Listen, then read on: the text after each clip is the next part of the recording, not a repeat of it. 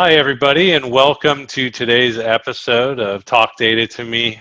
We're lucky to have Shamus Noonan, the sales manager over at Crunchbase, on with us today to feed us a lot of good information. So welcome, Shamus. Thank you for joining. Thanks, John. I appreciate you having me.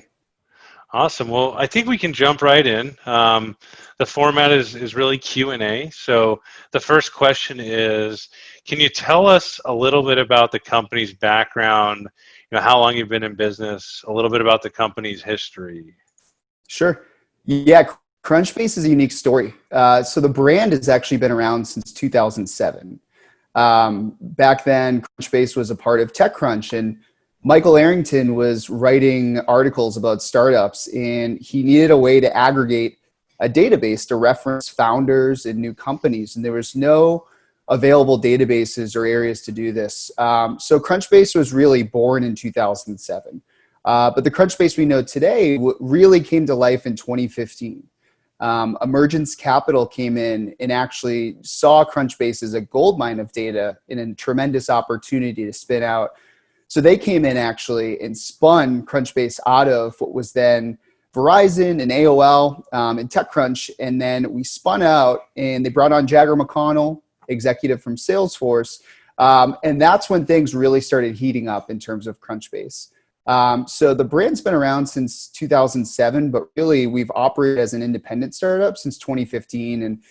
And I joined in 2016. I'd say that's when the magic really started happening in terms of us doubling down on our data set, expanding on search features, pushing out new products. But it's a really unique story about Crunchbase.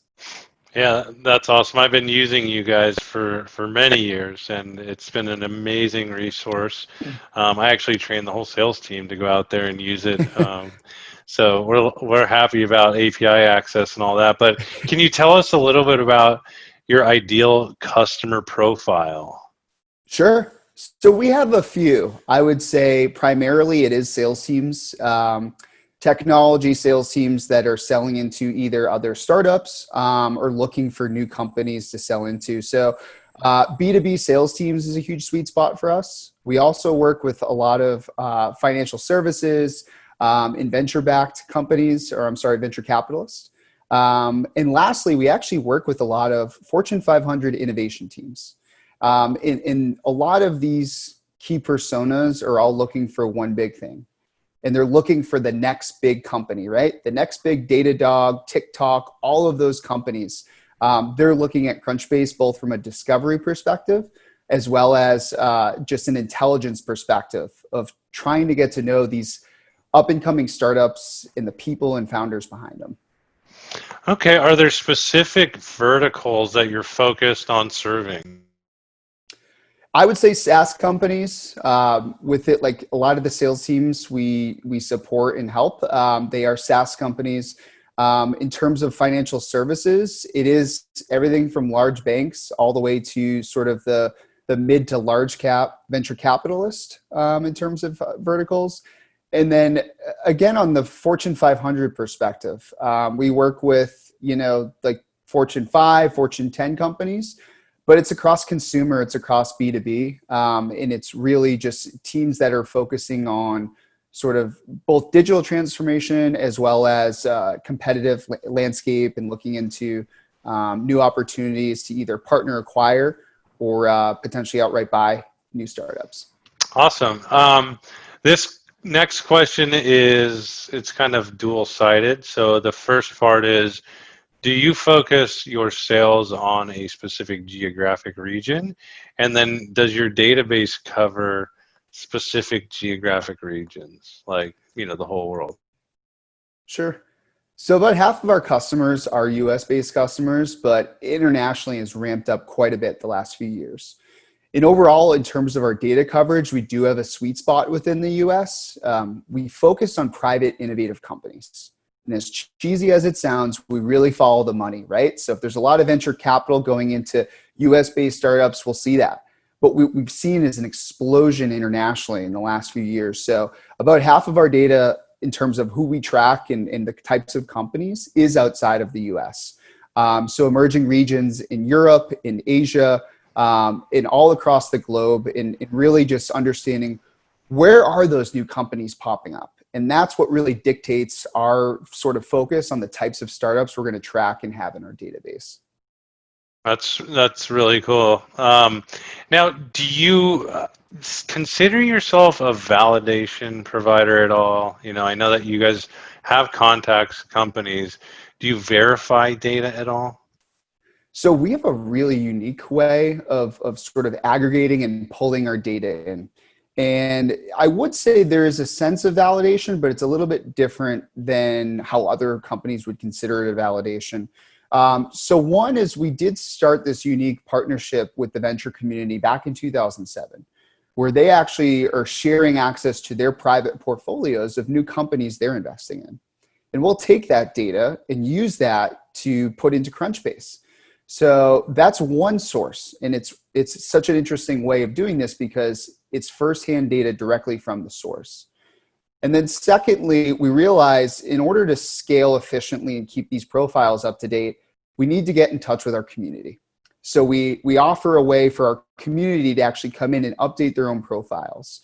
And how we're validating that is we have a few different steps in process where you have to authenticate, log in with a social profile, and then you're able to go in and update data, right? If you raise this Series A, you're based out of Boston, things like that. So that's our second way of updating data. The third way is we actually have full-time employees, both in-house people at our office here in San Francisco or remote right now. And we also have employees across the globe that are working continuously 24/7 to go in and update those profiles more with a manual sort of process and hand curated. So that's our third way. And then finally, we do have a robust data science team. So we've built out ways to go out and crawl the web and bring in publicly available information as an extra layer to go and validate some of these data points. And the unique thing is all of these data pipelines, those 4 different sources, are working 24/7. And we use those to validate each other. So we can get an update from a venture capitalist saying we just invested $50 million in a Series B company, and then actually get that validation from the head of marketing saying we just raised $50 million. So it's a really unique way of us validating that data in Crunchbase. And lastly, another hidden secret is Crunchbase is available for anyone to go on the web and look at. We have over 60 million people a year that come to Crunchbase, and we have an active audience. So if there is something that might be out of date or people need to double check, they'll write into our support team. Customer experience team is incredible. And we use that to help fuel some of those updates and validation as well. Okay. Would you consider your updates on like capital raised or any of the other fields that you provide, do you get that information quicker than other providers, or is there any competitive advantage there? Yeah, that is one of our big competitive advantages. Since it is a live database, we don't solely rely on SEC filings that can be a little bit archaic and take time. And we're also monitoring tens of thousands of news feeds, both on Twitter and verified accounts. That's helping us fuel these daily funding rounds. And you can actually sign up for Crunchbase Daily, and you'll see a lot of these updates come in. And that's really the proof is in the pudding type of thing. So it is a nice way of getting that live, fresh funding data as soon as it's announced. I've been subscribed to that for many years now. It's a great feed. I get it every day, and it's one of the very few like mass emails that I open up every single time I get it. John, you're one of our most loyal fans. We appreciate it. Yeah. In terms of how you would categorize your data, is it purely B2B, or do you have any B2C use case? Yeah, I would say we have a sweet spot in B2B, but we do track B2C companies. And again, sort of going back to our meta thesis is we track innovative growing companies, right? So again, the TikTok example might be a consumer play, but we're seeing incredible opportunity arise with this. And there's multiple different ways of looking at that, right? It's from an advertising perspective, from an audience perspective, and there's going to be a lot of different vendors popping up to monetize and cater to TikTok as a brand. And that's a consumer brand. But in terms of categorizing these companies, we also have a unique way, and we realize sort of the traditional approach of sort of tagging a company as like a software company was just a little too open-ended. So our data team actually went out and created our own Crunchbase industry tags. So we are constantly polling both our audience and doing independent research to see, hey, there's a new category that might not be a Gartner Magic Quadrant right now, but we're seeing explosion in terms of funding going into these companies. Things like legal tech, fintech, cryptocurrencies, things like that. So we're actually tagging them at the company level with these specific industries. And to round it off, it's tough to say exactly what the mix is between B2B and B2C. But I'd say a lot of the venture money does end up going into B2B, but we also have some big consumer brands that shouldn't be discounted. Awesome. Yeah. Do you consider yourself an enrichment provider, a list provider, or both? It's a little bit of both. I'd lean more towards an enrichment provider. For us, we do help provide lists in terms of accounts you can sell into. But we're not in the business of selling or providing emails and phone numbers. So we'll help you come up with a list of the top 100 accounts you should be selling into right now. And we're going to give you all of the firmographic data in terms of investors, founders, and things like that. But I wouldn't say we're a quote unquote list builder, but there is a list feature that you could say, hey, this is a list of new accounts. But primarily, I would say if I had to pick one, it'd probably be more on the enrichment side. And I always prefer, when you have vendors that they specialize, and I think that's a good choice, right? You guys are, the best I've worked with. Obviously, that free search engine makes it a lot easier for somebody like me to find the data. But I really think that that makes you guys unique. So another question I have here is, how many business records and person records are actually in your database? Yeah, it's an evolving number, but I'd say overall we have about 1 million organizations in Crunchbase. And it's a really key thing to call out because for us, it's definitely quality over quantity. We only focus on growing innovative companies. So we probably won't have millions that other providers might have. But I'd say we focus on what we call our core 1 million companies. And we're going to continue to expand on that. And in terms of individual people records, I believe the number's around 1.5 million people. But people in our sense, right, are usually founders, CEOs, and C-suite people, as well as board members, advisors, and individual investors. So again, we probably won't be a yellow pages of telling you every single person you can go after. But from a top-down approach, we're going to be a really good North Star in terms of telling you, who started this company, who's investing and believes in this company. And those are the people that you should be honing your time in on and really doubling down your outreach and efforts to. That's great. So if I want to enrich a company in your in my database off of let's just do your research API, what do I need to give you in order to get a response back? Do you enrich off of a website or a company name or a combination of different fields? Sure. Yeah, it's a great question. It is going to be a combination.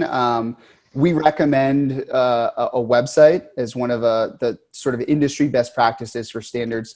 But really, whatever common data field you have, our customer success team can help sort of recommend best practices. But I'd say domain or website, we can always go by company name and or a social profile. We also track things like LinkedIn URLs, Twitter handles, things like that. So it's a nice combination and we're pretty flexible, but I'd say if I had to choose, it'd probably be the website.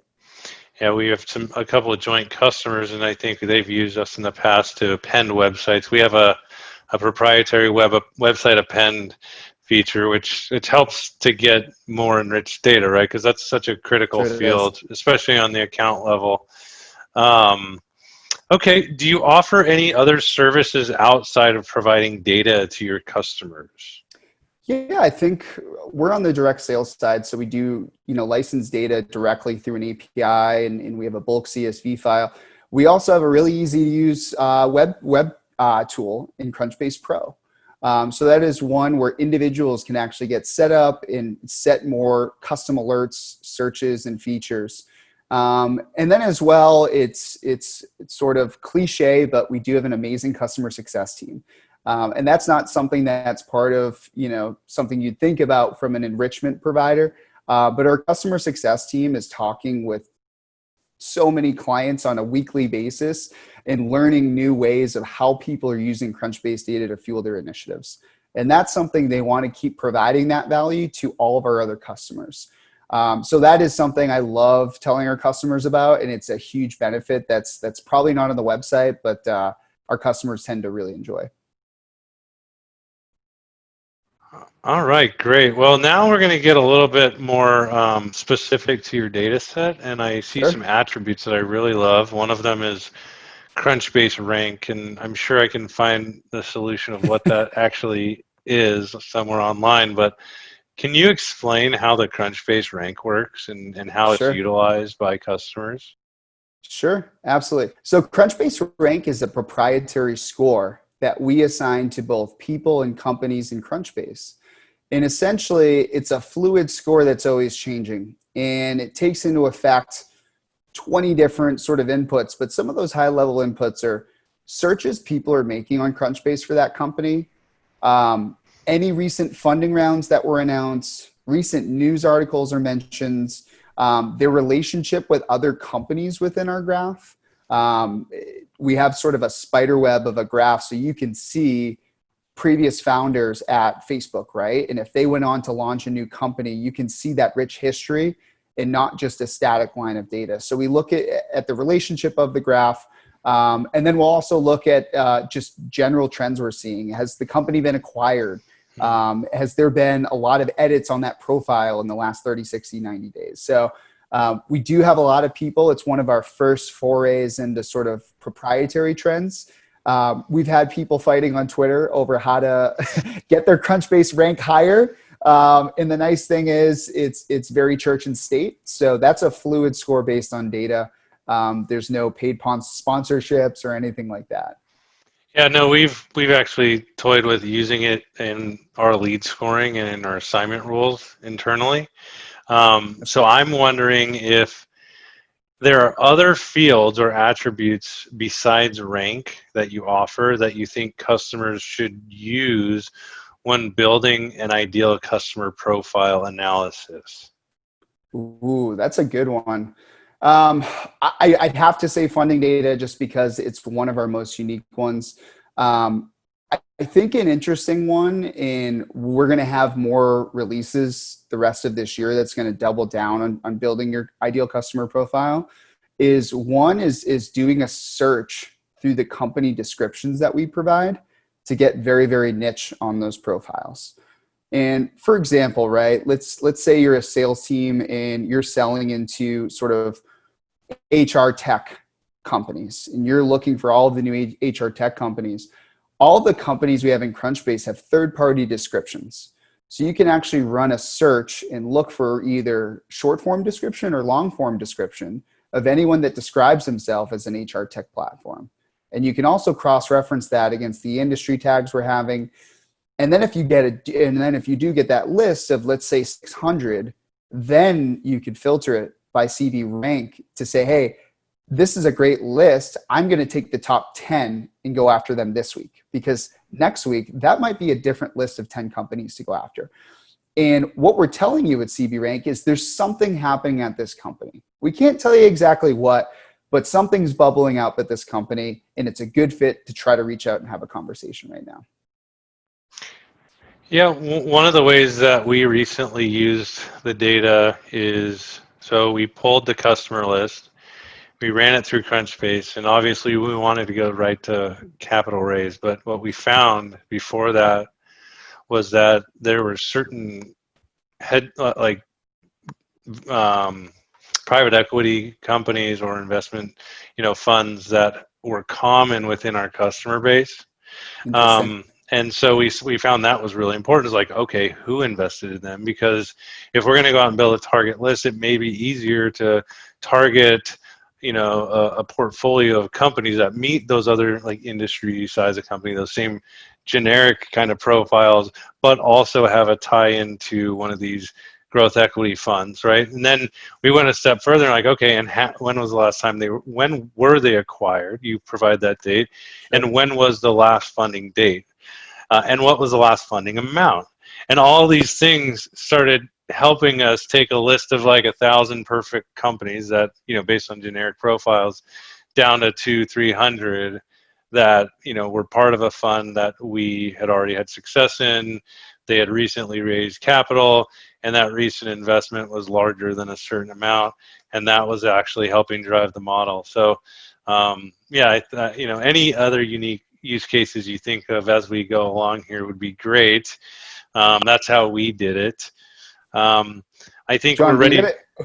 We got to get you on the payroll. That's an incredible use case. And yeah, I think what you're bringing up is something too, that like the power of understanding relationships within your database, right? And understanding if you have an overlapping investor, or if the co-founder, and the nice thing is like there's small sort of hidden nuggets within our database of, we actually track, where a founder went to school, right? So you can see, maybe they went to Michigan and someone who went to Michigan, and you can use that towards your outreach. We also track all the social profiles. We track if they're board members on companies.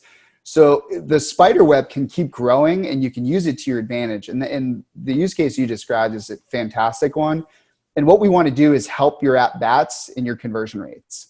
So instead of a spray and pray to 1,000 accounts, you might have 15, but you might set up meetings or conversations with 8 out of the 15. And that's what we want to help our customers do, is just get smarter with the way they prospect through uncovering some of those unique relationships in our database.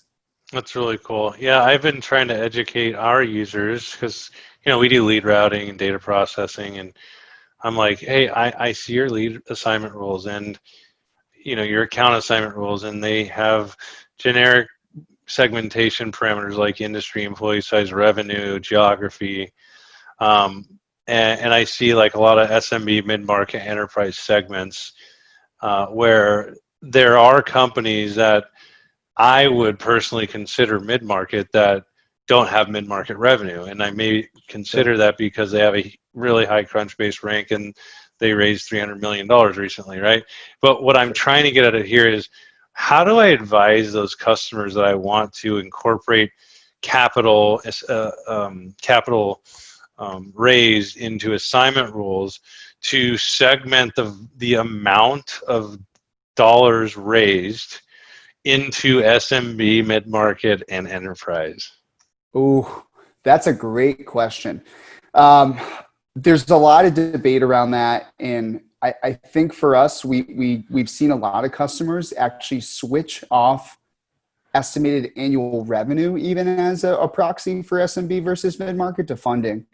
And maybe it's, hey, if they've raised up to 100 million, it's an SMB play, or maybe mid-market once it hits 75 million. That's up for debate. And I'm not educated enough to have a stance on it. What we do know is when a company does raise funding, we know that they've secured that money. It's in the bank, and they just told their investors, hey, we're going to grow the chart up and to the right. They have really, really large targets they need to execute on. And for us, right, like with everything that's happened this year, revenue estimates and goals are just thrown out the window. It can't be a good proxy for understanding what the size and impact is versus confirmed funding that's in the bank of that startup. And they are going to deploy that money, and by hell or high water, they are going to try to grow, right? So for us, understanding of like, hey, let's look at maybe a recent win you've had with a recently funded company and understand maybe how many seats did you have, or were you able to sell into a company that just raised 20 million versus 200 million? And then you can almost do a reverse mapping of, hey, if we're going to sell 20 seats, this is going to be an SMB play for up to X amount of funding. Versus later, hey, I'm selling 200 seats, but it's only companies that have raised $50 million. Maybe that is a mid-market play. So it's really going to map back to individuals and how they go about selling. But it's an incredible proxy for understanding and mapping out sort of that territory. I'm actually glad you went with that answer instead of trying to put it into a bucket is go back to your customer database, compare some wins to it, and see, for you what it looks like. That's very smart. Okay, I have another question. How can companies, or how do companies, if they do at all, use you guys to help with their M&A? Yeah, so we actually work with quite a few Fortune 500 innovation teams. And what they're doing is they're actually looking at a few different things, but one is obviously funding. Two is they're actually looking to see new companies that were created in Crunchbase. They're going off the founded date and then cross-referencing that against the industries. And what they're doing is they're building sort of either internally a deal flow tool or a screening or a research tool where they're just getting companies on their radar. And in terms of an acquisition strategy, they're out to look of, hey, who are providers we should be afraid of and that are eating up our space, right? Or who are providers that are making good progress and could be a great partnership for us and help us expand into a certain geo. And like I mentioned, we're growing internationally like wildfire. So a lot of these big Fortune 500 companies are looking to grow in emerging regions, right? Like Southeast Asia, Africa, things like that. It's much easier from an acquisition or an M&A perspective to look at our database and see who's raising and or new companies that are being founded, get them into your own internal CRM or market intelligence tool, and then cross-reference it against data you already have, or get some feelers out to see what else there is out in the market or on the web, to start aggregating that and then getting your short list of companies you want to keep on your radar. Awesome. This question may be a little bit redundant from earlier, but I think it's really powerful, and I'd like to hear your answer. And maybe even if you would apply it to your own company, like how you guys prospect. But if you were to use Crunchbase data in your lead scoring or account scoring, right? Would you, what criteria would you use for hot accounts or hot leads? And an example would be like, Crunchbase rank of 1,000 or greater or less. I mean, obviously up to 1 is the highest. Capital raised over 25 million. Were purchased by like Vista, TCV, Andreessen, and they've raised in the past 6 months. Like, what would you say like the nirvana of values in a lead score would be for a data set like Crunchbase? Yeah, John, you hit on a lot of it. So I'm just going to keep building off it. So I mean, obviously we have certain industries that we sell into. So we have custom alerts that we set up, and we do dog food, our own database. And those we're looking at, like you mentioned, we're always looking at recently funded companies. We don't take the approach of if you raise funding today, we're going to reach out today. Now it is timely, but we also know, especially anything over a Series C or later, there's going to be a lot of press and there's going to be a lot of coverage. We'll actually set a reminder to reach out in a couple of weeks once the dust settles and people forget about it, to then go back and reach out. But we also have a handful of investors that have invested in Crunchbase. We know the power behind using those investors in making introductions. So looking at companies that maybe Emergence Capital, in Mayfield, in Omers that have made investments into, that escalates the score for us and brings it to a real short list for us. Because again, we're trying to uncover relationships. We don't like to spray and pray, and we really want to focus on conversions. So we do use Crunchbase rank as well. But I would say for us, it's recently funded and then having a little bit of a time delay before we reach out. And then we use a couple other tools to cross-reference other data as well. I'd say Crunchbase, it really is one of our core focuses for us outbounding new companies. Awesome. Well, we just have a few more questions. This has been tremendously insightful. This is kind of about how you guys work with customers, and obviously finding and procuring with new customers can be challenging. So do you guys have any sort of freemium model that helps you meet with clients, or any like data analysis or free trial of an API so that a new prospective customer can evaluate before buying? Sure. The beauty is everyone listening to this right now can already start testing out our data by going to crunchbase.com and starting to look at companies. So if you're an account executive of an SDR, take a look at what's in your pipeline right now and look them up on Crunchbase. check out the data we have, and check out other companies that you might be curious about. But to answer your question, we do work with customers on a variety of ways of trialing and testing out our data. We run sample matching reports if you wanted to send us a handful of companies, and we can send back results in a CSV file of the data we have against those companies. And we also do limited API trials as well. If you're curious about testing the API and the functionality and seeing if it works within your systems, we're very flexible on that front as well. Yeah, that's amazing. Not every company is the same, and that makes, flexibility makes it easy to try, easier to buy. So that's good on both sides. I want to ask, do you know how many people are searching Crunchbase on a daily basis? And then if you know, what percentage of those people are actually salespeople? Ooh, that is a tough question. I don't know how many people are looking on Crunchbase per day. But what I would say is, in everyone can do the math, there's around 60 million people that come to Crunchbase per year. And we see spikes on Crunchbase, I would say overall, when there's big market trends and news, right? So if a company files to go public, that company, which is a private company as of right now, is usually searching on Crunchbase because everyone's trying to understand who the investors are, the people that work there. But from a sales perspective, sales user, don't quote me, but I'll give you something. I would say about a third of the people that come to Crunchbase are salespeople and or people that might be in a business development role or a market research role, but they're doing the same thing a salesperson's doing, which is going out and trying to discover and find new opportunities. And that's really the big meta thesis behind Crunchbase is we help entrepreneurs, whether you're a salesperson, whether you're a business development person or a marketer, and we can help you access those new opportunities through our data. But long-winded answer, if I had to guess, I'd say about a third of the people, if not more, are salespeople on Crunchbase. Yeah, I've probably trained about 100 salespeople to utilize Crunchbase as a resource when they get inbound leads or they're trying to build a new list. You guys have a great filtering mechanism for building a list of companies. I've been a pro subscriber. It's it's a minimal investment. You get a lot of value as a sales user. But what I will say, and I'm so happy we made this change, is that my sales people were leaving my CRM and we weren't providing that data to them in the CRM. And so that's kind of why we all got together to be partners is really because we want to be a customer. We want that data in the CRM.